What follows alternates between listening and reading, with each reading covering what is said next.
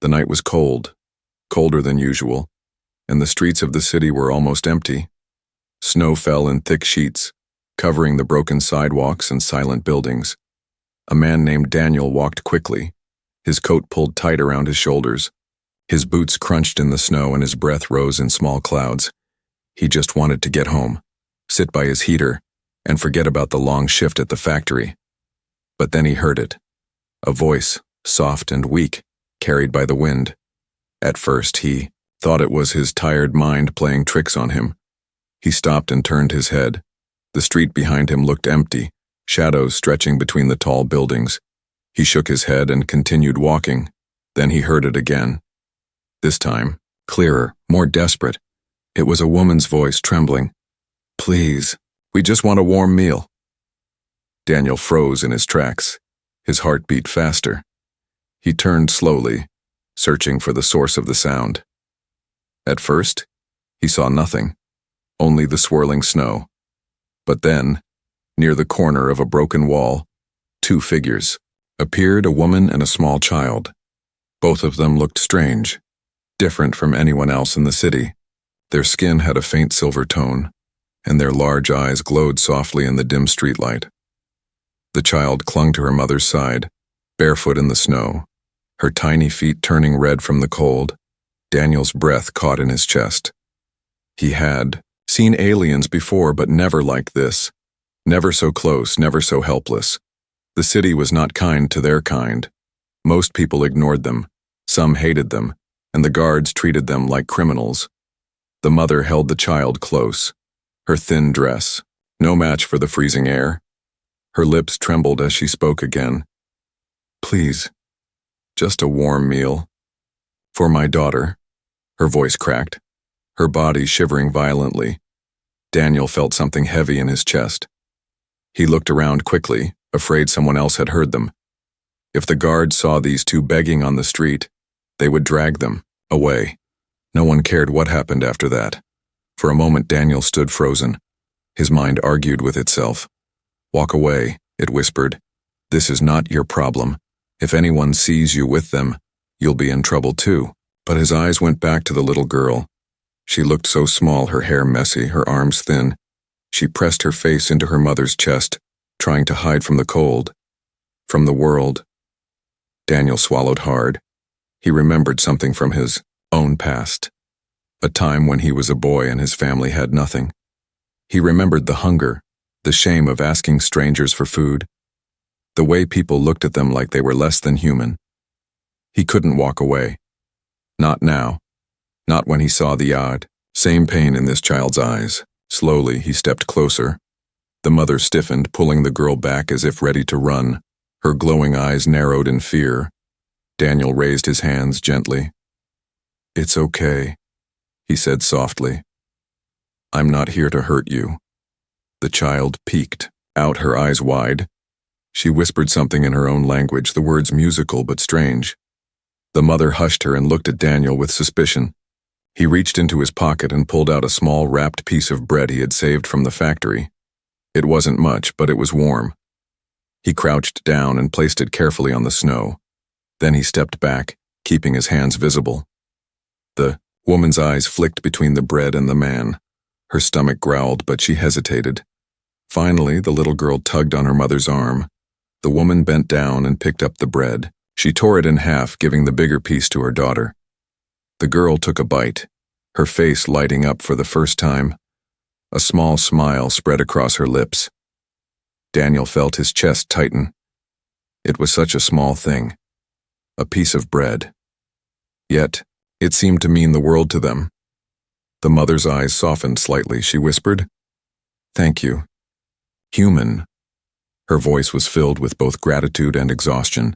Daniel looked around again. The streets were still empty, but he knew it was only a matter of time before guards came down this way. His instincts screamed at him to leave, to go home, to stay out of trouble. But his heart told him something else. He looked at the mother and child. They had no shoes, no coats, nothing to protect them from the storm. If they stayed out here, they wouldn't survive the night. The snow swirled around them, covering their tracks. The silence was heavy. broken only by the faint sound of the little girl chewing. Daniel took a deep breath. He didn't know why, but he spoke the words anyway. "Follow me," he said quietly.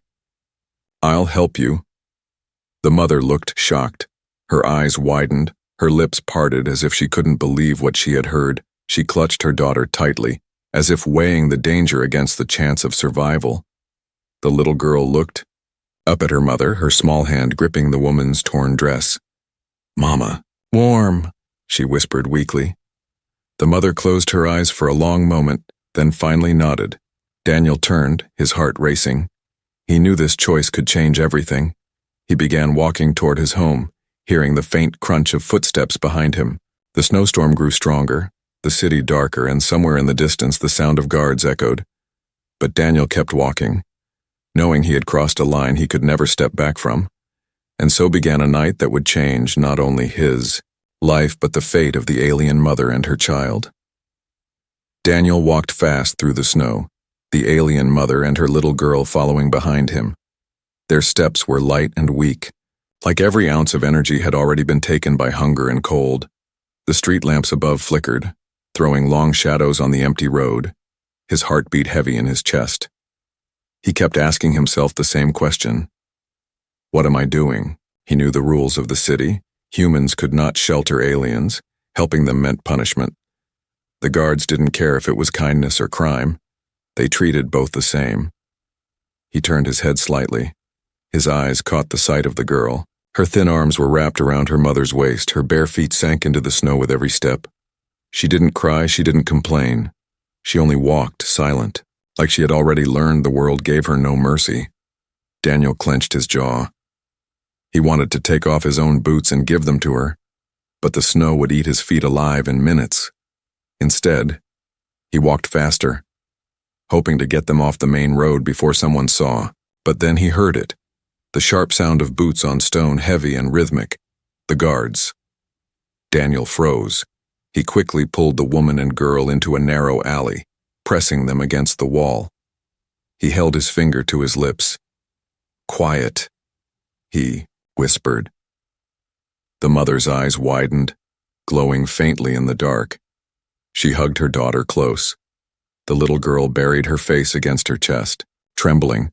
Two guards walked by, their armor clanking softly.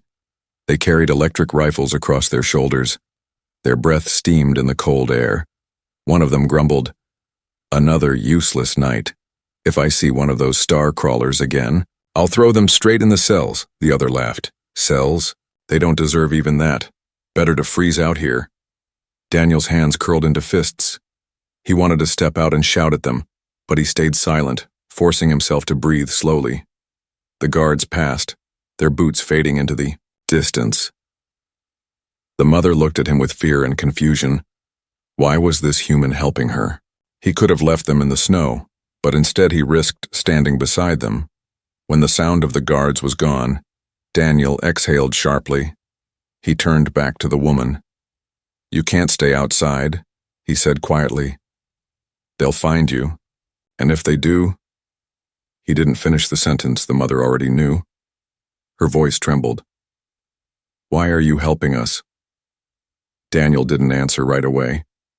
He thought about his childhood, the nights when he had gone hungry, the looks of pity or worse, disgust on people's faces. He thought about the times strangers had turned their backs when his family begged for help. Finally, he said, "Because I can't watch your daughter die out here." The mother's eyes softened, but fear still filled them. She whispered, "If they catch you, they will punish you too." Daniel gave a small, grim smile. "Maybe, but I'd rather risk that than walk away." He started moving again, leading them deeper into the maze of alleys. The snow was quieter here, the walls blocking most of the wind. Still, the cold bit through their skin. The girl stumbled once, nearly falling. Daniel caught her just in time. Her tiny hand clung to his, her fingers ice cold. Something heavy stirred in him then, a strange protectiveness. He had no children of his own, but at that moment, he felt as though he must stand between this child and the world, no matter the cost. The mother watched the way he held her daughter's hand. She had not trusted humans for a long time, not after what had been done to her people. Yet this one was different. Finally, they reached the narrow wooden door at the back of Daniel's building. He pushed it open carefully, the hinges creaking. The smell of old wood and faint smoke drifted out. "Go inside," he whispered, looking around to make sure no one had followed. The mother hesitated. Her large eyes flicked back and forth, fear and doubt written on her face. What if this was a trick? What if he meant to sell them to the same hunters they had escaped? But then she looked at her daughter, who was shivering so hard her teeth clattered. The girl's lips were pale blue, her tiny body weak. The mother knew they could not survive another hour in the snow. She nodded slowly, and with cautious steps, she entered Daniel's home. The warmth hit them first.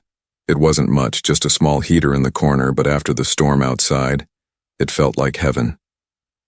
The girl let out a small sigh, almost a whimper, and sank down near the heater. She held out her hands, her fingers shaking, her eyes filled with relief. Daniel quickly closed the door behind them, his heart still racing. He leaned against the wood, listening for any sound outside. Nothing but the storm. When he turned, he saw the mother staring at him, still clutching her child close. Her voice was soft, almost broken. "You don't know us. You don't even know our names. Why risk everything?" Daniel looked at her, then at the girl, and answered simply, "Because no one should have to beg for a warm meal. Not here, not anywhere." The mother's lips trembled. She wanted to speak, but no words came. Only silent tears filled her glowing eyes as she held her daughter tighter. Daniel didn't know what tomorrow would bring. He only knew one thing. He had made a choice, and that choice would change everything. Inside Daniel's small home, the storm outside sounded like a monster. The wind howled through the cracks in the walls and snow tapped against the window glass. But for the alien mother and her child, the room felt like a safe world. The little girl sat on the floor near the heater, her small hands stretched toward the warmth. Her bare feet were red and raw from the cold, but slowly the color began to return. She closed her eyes and leaned her head against her mother's lap. For the first time in days, her body stopped shaking. Daniel placed a bowl of hot soup on the table. Steam rose from it, filling the air with the smell of vegetables and broth. He looked at the girl, then at her mother. "Eat," he said softly. The mother hesitated. Her large silver eyes studied him carefully. Her body was tense, as if she expected a trick. But the hunger in her daughter's face broke her hesitation. She lifted the bowl, took a small sip, then passed it to her child. The girl drank eagerly, her tiny hands clutching the bowl. She let out a sound between a sigh and a laugh. Daniel watched, feeling a strange warmth in his own chest. He sat down on the other side of the room, giving them space. He didn't want them to feel trapped. The room was quiet, except for the sound of the storm and the girl's soft slurping. After a few minutes, Daniel spoke. "What's your name?" The mother looked at him, silent. She seemed unsure if she should answer. Her lips pressed into a thin line. Then finally, she whispered, "Lyra." She brushed her daughter's hair back gently. "And this is my daughter, Alari." Daniel nodded slowly. "Lyra and Alari," he repeated, letting the names roll off his tongue. "I'm Daniel." For a brief moment it felt almost normal, like a simple introduction between neighbors, but the reality hung heavy in the air. They were not neighbors, and the world outside would never allow them to be. Daniel leaned forward, resting his elbows on his knees. "Why were you out there, barefoot in the snow with a child?" His voice was calm but filled with disbelief. Lyra's eyes darkened. She looked away, her hands tightening around her daughter. For a long time she didn't answer. Daniel thought she might stay silent forever, but then he saw it. The edge of a scar on her arm, a strange mark that glowed faintly under the skin. She noticed his eyes on it and quickly pulled her sleeve down. Her voice trembled. "We were running. That's all you need to know." Daniel frowned. "Running from what?" Her gaze snapped back to him, sharp and fearful. "If you truly mean to help us, then don't ask," she whispered. The less you know, the safer you are." Her words made the room colder. Daniel leaned back, uneasy. Something about her tone told him the danger was far greater than he had imagined. He wanted to push, to demand answers. But when he saw Ilari's small form curled up against her mother, her eyes heavy with sleep, he couldn't. He sighed, rubbing his hands over his face. "Fine," he said finally. "You don't have to tell me now." He paused, then added, "But if trouble follows you, I need to be ready." Lyra looked at him with something strange in her eyes, suspicion mixed with gratitude. "You're risking your life for us, Daniel. Why?" Daniel gave a half smile, though there was no humor in it. "Because once, a long time ago, someone helped me when they didn't have to. I wouldn't be alive if they hadn't. Maybe it's my turn to do the same." Her lips parted slightly, as if she wanted to say something more, but then she stopped. She pulled her daughter closer, whispering in her own language, soft words that sounded like a lullaby. Daniel leaned back in his chair, watching them. He noticed the way Lyra's body stayed tense, even while her daughter drifted into sleep. It was as if she never allowed herself to fully rest, always ready to run again. He thought about the scar on her arm, about the way she had hidden it, what had been done to her, who was hunting them, and how far would they go to get them back. Outside, the storm raged, but inside, a fragile peace formed. The girl slept. The mother hummed softly, and Daniel sat silently, his mind turning with questions. Then suddenly, a sound broke the quiet. A faint crunch outside the window, like boots pressing into the snow. Daniel's head snapped up. His heart raced. He stood and moved to the window, pulling the curtain just enough to see. Through the swirling snow, he saw shadows moving in the street, dark figures slipping between the storm and the lamplight. Lyra's eyes widened. She pulled her daughter close, whispering urgently, "They've found us."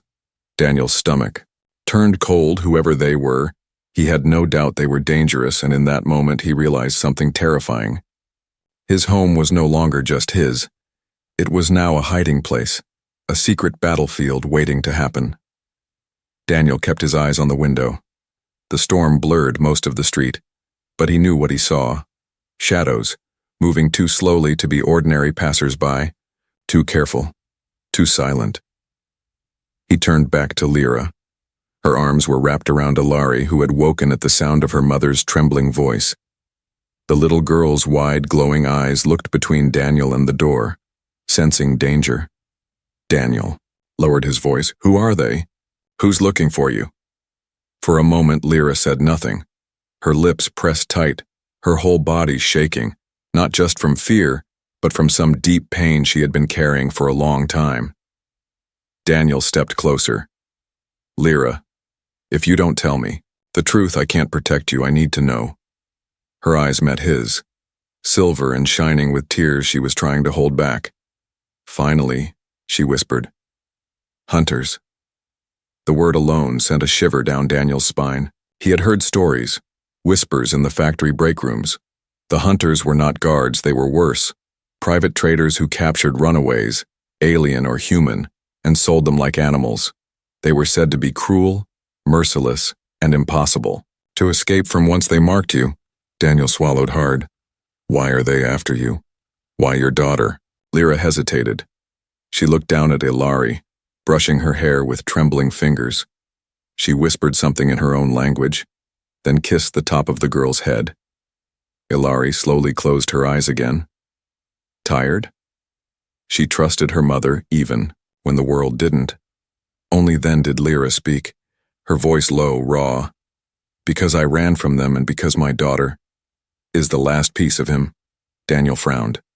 "Him? Who?" Her breath shook. "My mate, my husband," she said softly. "He was killed protecting us. He was strong, brave, but they cut him down when we tried to flee. They wanted me. But more than that, they wanted her." She held Ilari tighter, her voice breaking. "My daughter is young, but she carries his blood, his line, his strength. They wanted to raise her as their slave, shape her into their weapon." Daniel felt his stomach twist. His hands curled into fists. The idea of someone hunting a child, planning to twist her into something broken, filled him with disgust. Lyra's eyes darkened. We escaped in the night. He gave his life so we could run. But they have followed us from city to city. They never stop. They will never stop. Daniel paced the room, his boots thudding softly on the floor. So you've been running ever since, he muttered. No food, no shelter, just running. Lyra nodded silently, tears sliding down her cheeks. She wiped them away quickly as if ashamed to show weakness. Every door I knocked on was closed to us. Humans spit at us. Aliens turned away. Some said helping us would bring the hunters to their families. And maybe they were right. So I stopped asking. I just tried to keep her alive. Daniel looked at the little girl, asleep in her mother's arms, her small chest rising and falling. He saw her thin frame, her fragile body, yet there was something strong in her face, something stubborn. He could almost see the father she had lost. He sat down heavily, running his hands through his hair. So now they're here, he muttered. And you brought them to my doorstep. Lyra flinched, guilt flashing across her face. She lowered her head. If you want us gone, say it. I won't beg. I'll take her and leave. Better to freeze than to cause your death too. Her voice was steady, but her eyes glistened. She meant every word. She was ready to walk back into the snow with her child rather than risk bringing ruin to the man who had shown them kindness. Daniel stared at her. His first thought had been anger. Anger that his quiet life was now tied to a deadly hunt. But when he looked at her again, at Ilari, at the scar glowing faintly on Lyra's arm, he felt something else. He remembered her words. He gave his life so we could run. Would he now tell her to keep running alone? To throw her daughter into the cold because he was afraid? Daniel stood and walked to the window again. The shadows outside had grown, at least 3 figures now moving in the storm, their shapes too heavy, too deliberate to be ordinary men. He turned back, his jaw set. You're not leaving. Lyra's head jerked up. What? I said you're not leaving, Daniel repeated firmly. You've been running for too long. If those hunters want you, they'll have to come through me first. Her lips parted, stunned. She stared at him as if she didn't believe the words she'd just heard. Why? She whispered, her voice almost breaking. Why would you risk your life for us? We're nothing to you. Daniel shook his head. You're not nothing, and your daughter is not nothing. I won't let anyone treat her like she's less than human, less than alive. For the first time since entering his home, Lyra's hard shell cracked, her face softened, her tears flowing freely now. She whispered, He would have liked you, my husband. Daniel gave a small nod. He didn't know what to say, so he said nothing. But his heart felt heavier. He had made his choice, and there would be no turning back. Outside, the shadows moved closer. The hunters were not patient. They knew their prey was near, and inside. 3 lives were bound together by fate. 1 human, 1 alien mother, and 1 child who carried more hope and more danger than she could ever understand. The storm outside grew louder, the snow slamming against the window as if the night itself wanted to break in. Daniel's small home felt smaller with every passing second. He kept staring at the window, his body tense. His gut told him the hunters were close. Too close. Lyra held Ilari tightly, rocking her slowly to keep her. Calm, the little girl had woken again, her big glowing eyes wide with fear. She didn't cry, but her small hand clutched at her mother's sleeve like she was afraid it would all disappear if she let go. Daniel pulled the curtain aside just enough to peek outside. 3 figures moved through the storm, dark shapes with heavy coats and strange equipment strapped to their backs. They walked with purpose, scanning the alleys, their boots sinking deep into the snow. His chest tightened. They know, he thought. They're looking here. He turned back to Lyra. They're close. We don't have long. Lyra's face went pale. She whispered, They won't stop. They can smell us. They can track our heat. She pressed her hand to the scar on her arm, her voice breaking. I thought we had more time. Daniel grabbed a lantern and turned the flame down low.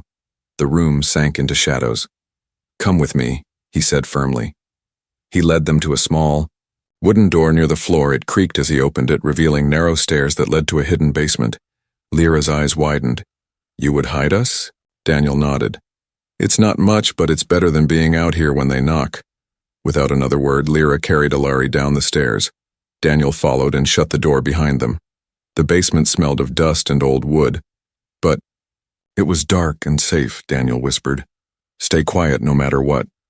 They crouched in the darkness. The sound of the storm muffled now. Only the faint dripping of water from an old pipe echoed. Alari pressed her face into her mother's chest, trying not to make a sound. Minutes passed. Then it came. The sharp knock on the front door above. Heavy, deliberate. The kind of knock that made Daniel's skin crawl. A voice followed, deep and harsh. "Open up. We're searching the area." Daniel's fists clenched. He forced himself to breathe evenly. If he didn't answer, they would break the door down. He whispered to Lyra, "Don't move." Then he climbed the stairs and opened the door just a crack. Snow blew in, stinging. His face. The man outside was tall, wearing a black coat lined with armor.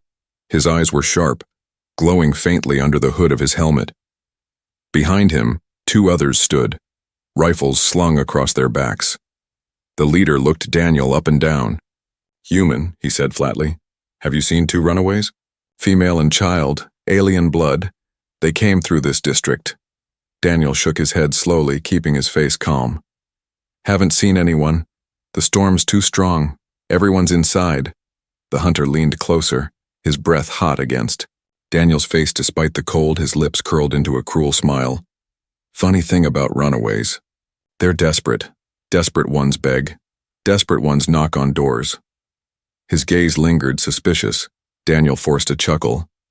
"No one's knocked here. Just me in the snow." The hunter's eyes narrowed. He stepped back, then gestured to his men. "Search." Daniel's blood turned cold. "Search? This is my home." But the men brushed past him, stomping into the room. Their boots thudded on the wooden floor, shaking dust loose from the ceiling beams. They moved quickly, opening cabinets, pulling back curtains, kicking at the floorboards. Daniel's heart pounded. He prayed the basement door would hold, that they wouldn't notice the faint outline. Down below, Lyra held Alari so tightly the girl could barely breathe. She covered her mouth with her hand, whispering in her ear in their language, "Quiet, my star, quiet." The girl's small body trembled, a cough threatening to escape. One of the hunters stomped closer to the basement door. His boot hovered. Over the wood, he frowned, bent down and ran his hand over the edges. Daniel felt his stomach drop. He's going to find it. Desperate, Daniel acted. He picked up a chair and shoved it across the floor, knocking over a pot loudly. "Damn storm makes everything break in here," he muttered loudly. The hunter upstairs looked at him sharply. "Clumsy. Human," he grunted but turned away, walking back toward the door. The leader smirked. "If they came through here, you'll tell us, won't you?" Daniel met his eyes, his jaw tight. "If I see anything, you'll know." The hunters gave one last look around, then finally stepped back into the storm. The door slammed shut behind them. Daniel leaned against it, his whole body shaking from the tension. Down in the basement, Lyra dared to breathe again, her eyes filled with tears of relief. She kissed Alari's hair, whispering, "We're safe." For now. When Daniel came down the stairs, his face was pale, but his eyes were burning with determination. "They'll be back," he said. "Next time, they won't just knock." Lyra nodded slowly. Fear etched in her face. "They never stop." Daniel looked at her and then at the little girl curled against her. "Then we'll stop them first," he said firmly. The basement fell silent again. But the silence was heavy. Everyone knew the truth. The chase had only just begun. The hunters were gone. For now. But Daniel knew they would return. They had seen the way he hesitated, the way his eyes flicked toward the shadows in his home. Men like them didn't trust anyone. And they were relentless when chasing prey. In the basement, Lyra sat on the floor, cradling Alari. The little girl had fallen asleep again, exhaustion pulling her into a restless dream. Every few minutes her small body twitched, and she whispered softly in her alien tongue. Daniel watched them in silence. His heart was heavy. He wanted to believe hiding would be enough, that they could wait until the storm passed and the hunters left the city. But something deep inside told him the truth. They weren't going anywhere. Not until they had what they wanted. He rose slowly, walking to a small wooden chest near the wall. He opened it and pulled out an old metal box. Inside were tools, wires, and small devices he had collected from his years at the factory. Scraps others had thrown away. He sat at the table, spreading them out. Lyra's tired eyes followed him. "What are you doing?" she asked softly. Daniel didn't look up. His hands moved quickly, fitting pieces together. "I'm making traps." Her eyebrows furrowed. "Traps? You're only one man. They are hunters, killers. They'll crush you." Daniel gave a small grin, though his eyes were serious. "Maybe. But they don't know me. They don't know humans. They think strength is all that matters, but sometimes brains win." Lyra stared at him, unsure if he was brave or foolish. Her heart twisted. This man who owed her nothing was willing to risk everything. She wanted to stop him, but at the same time, something inside her whispered that maybe, just maybe, he could do it. Daniel worked late into the night, setting wires near the doors, placing hidden nails under loose boards, and preparing small bottles filled with chemicals that would burst into blinding smoke. Each trap was simple, built with ordinary things, but in skilled hands, they could become weapons. By morning, his small home looked the same, but every corner was now a defense. He stood and stretched, his muscles sore. Lyra was still awake, watching him closely. She asked, "Why fight? You could give us to them and save yourself. No one would blame you." Daniel's face hardened. He looked at Alari, curled up in a blanket, her tiny hands tucked under her chin. "Because I've seen too many people turn away. Too many people let others suffer because it was easier." His voice was firm. "Not this time. Not while I can still stand." Lyra's lips trembled. She had seen warriors in her life, men and women who fought battles with blades and guns. But this man fought with nothing but scraps, courage, and stubbornness, and in some way, it made him greater than all the rest. The knock came again that evening, louder, harder. The hunters were back. Daniel's heart thudded. He motioned for Lyra and Alari to stay hidden in the basement. Then he stood near the door, waiting. "The leaders," voice boomed. "We know they're here, human. Open the door or be crushed with them." Daniel opened the door slowly, his face calm but his hands were ready. The hunters pushed inside, rifles raised. Their eyes scanned the room, sharp and hungry. The leader sneered. "You think you can fool us? We smell them. We hear them." He kicked over a chair, the wood splintering. "Give them up." Daniel stepped back, his voice steady. "You want them? Come and get them." The hunter's grin widened cruelly. "Gladly." He stepped forward, and his boot landed on the loose board Daniel had prepared. A sharp snap echoed, and nails drove straight into his foot. The hunter roared in pain, stumbling. In that moment, Daniel threw one of his smoke bottles. It shattered at the hunter's feet, filling the room with thick gray clouds. The hunters coughed and cursed. Blinded, Daniel moved quickly, using his small frame to dart through the haze. He shoved one hunter into the wall, sending his rifle clattering to the floor. The second swung wildly, but Daniel ducked, his fist slamming into the man's gut. They were stronger, heavier, but Daniel was faster and the traps gave him the edge.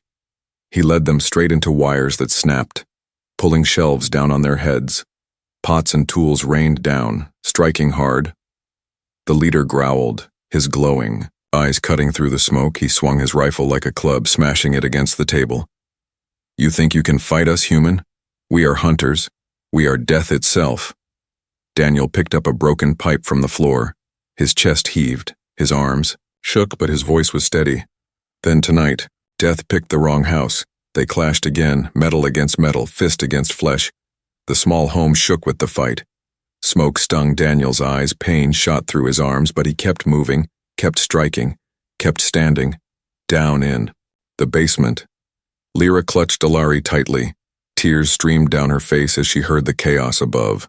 Every crash, Every shout made her heart stop. She wanted to run to him, to fight beside him, but she knew he had asked her to protect Ilari, and she could not disobey. Finally, after what felt like hours, the noise faded. Heavy thuds hit the floor. Groans echoed. Then silence. The basement door creaked open.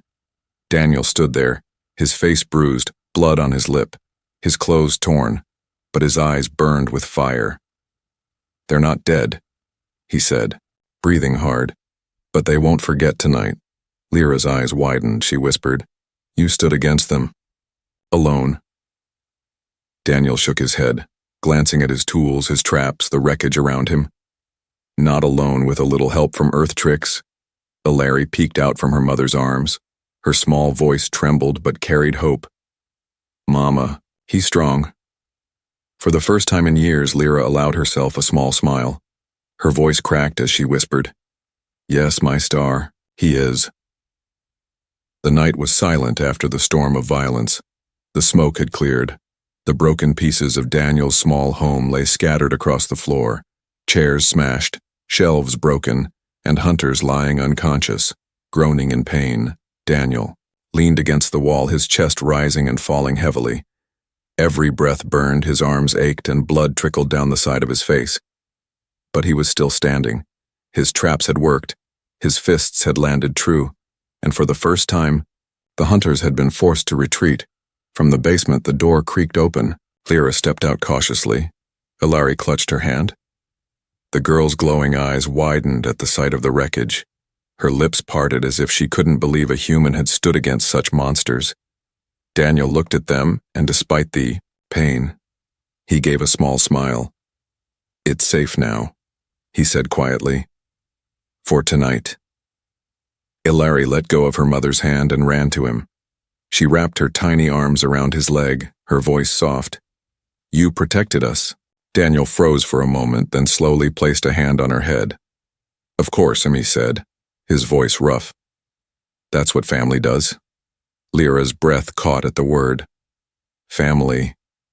It had been so long since she'd heard it without pain. Tears welled in her eyes. She whispered, "You risked your life. For us. You didn't even know us." Daniel shook his head. "I know enough. I know no child should beg in the snow for food. I know no mother should fear for her daughter every night, and I know," he paused, his eyes firm, "I couldn't let them take you." Lyra stepped closer, her hands trembling. She looked at him as if seeing him for the first time. Not just a human, not just a stranger, but something more. Someone who had chosen them when the world had turned away. "I don't understand you," she whispered. "Humans fear us, hate us. But you—" Daniel cut her off gently. "Maybe others forgot what it means to be human, but I haven't." His voice was steady.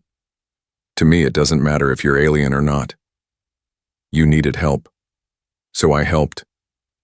The words struck her heart. Like a flame in the dark, she lowered her head, tears falling freely now. For the first time since her husband's death, she felt the crushing weight on her chest ease. Ilari tugged on Daniel's sleeve, her voice small but hopeful. "Can we stay, please?" Daniel crouched down, his tired eyes meeting hers. He smiled softly. "Yes, you can stay as long as I breathe. You'll have a place here." The little girl beamed, her smile bright despite the pain of her past. She leaned into him, whispering, "Papa." The word hit Daniel like a strike. His throat tightened. He wasn't her father, he knew that. But in that moment he understood. This child had given him a place in her heart, and he could never let her down. Lyra gasped softly. At the word, her hand covered her mouth. Her heart twisted between sorrow and hope. Yet when she looked at Daniel, she saw no anger in him, only acceptance, only quiet determination. Outside, the hunters groaned, dragging themselves back into the snow. The leader spat blood into the white ground. His glowing eyes burned with rage. "This isn't over," he growled to his men. "The human will pay. They all will." Then their shadows faded into the storm. Daniel closed the door behind them, bolting it tight. He turned back to Lyra and Ilari. His home was ruined, his quiet life gone. But somehow, he didn't regret it. He felt lighter, stronger, as if he had finally found a purpose worth bleeding for. Lyra walked toward him, her voice soft. I don't know how long we can stay hidden, the hunters. They'll return, maybe with more. But if you still want us here? Daniel interrupted, his voice calm but firm. You're not guests anymore. You're family, and family doesn't run. Her lips trembled. She stepped closer and placed her hand gently on his arm. Then we will stand with you, she whispered. Not as fugitives, not as strangers, but as your own. The room was quiet for a moment. The broken home around them didn't matter. The cold storm outside didn't matter. In that silence, three souls who had once been alone were no longer alone. Ellery curled up beside the heater again, her small voice drifting as sleep claimed her. Warm, safe, she murmured. Daniel looked at her, then at Lyra. His tired smile returned. Yes, he said softly. Warm and safe. That's all anyone should ever need. Lyra's eyes shimmered with tears. She whispered, almost to herself. Maybe. We've finally found a home. Daniel sat down, exhausted, his body aching, but inside he felt something stronger than pain, stronger than fear. He felt hope.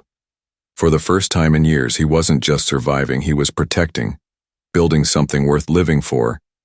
And as the storm raged outside, the three of them stayed together in the fragile warmth of a broken home, bound not by blood, but by choice, by courage and by kindness, a human who had refused to look away, an alien mother who had carried pain but not given up, and a child who had begged for nothing more than a warm meal, now bound as one, family, ready to face whatever came next.